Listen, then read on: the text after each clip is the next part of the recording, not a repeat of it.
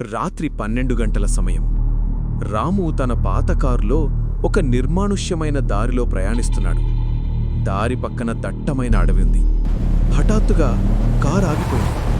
చుట్టూ చిమ్మ చీకటి. ఫోన్ సిగ్నల్ లేదు. అప్పుడే రోడ్డు పక్కన ఒక తెల్లటి చీరలో ఉన్న స్త్రీ నిలబడి ఉండటం గమనించాడు. భయంతో వణికిపోతూ సహాయం కోసం పిలిచాడు. ఆమె నెమ్మదిగా కారు వైపొచ్చింది. కారు అద్దం దించుతుండగా ఆమె ముఖం కనిపించలేదు. కేవలం వెంట్రుకలు మాత్రమే ఉన్నాయి. అంతలో కారు రేడియో అకస్మాత్తుగా ఆనై ఒక భయంకరమైన శబ్దం వచ్చింది. రాము వెనక్కి తిరిగి చూసేసరికి, లిఫ్ట్ అడిగితే ఇస్తావా? రాము భయంతో స్పృహ తప్పిపోయాడు.